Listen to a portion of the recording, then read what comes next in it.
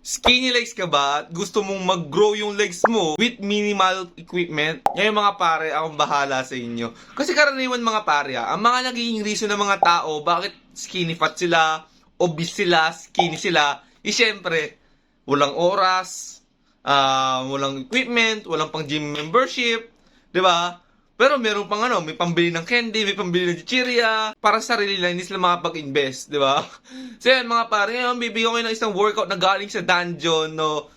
Yun yung air squat mga pare, sobrang dali niya, literal, wala kang equipment na gagamitin doon. Kailangan mo lang na sobrang liit na space para i-execute yung workout na yun mga pare. Sobrang liit na space lang, and yun lang, and gawin nyo lang siya ng 25 to 35 reps, and 4 sets mga pare. I guarantee yung mga pare na mag-grow yung legs mo doon. And of course, gumawa ko ng course kung saan hindi mo na kailangan pumunta sa gym or hindi mo na kailangan ng equipment, di ba? Train and anywhere talaga. Pwede ka meron ka makapag-workout sa gym, sa bahay, sa labas, kung saan nyo man gusto, di ba? Train in anywhere but grow your legs, mga pare, di ba? Which is, sobrang ganda niya mga pare. This week, ilalabas ko na yon, di ba? So, kita-kita sa dungeon. And once sumali ka doon, meron ka makakasama sa mga community kung saan pre-parehas kayo gusto mag-grow, naghihilahan pa ta. So kita-kits tayo mga pare. Let's go!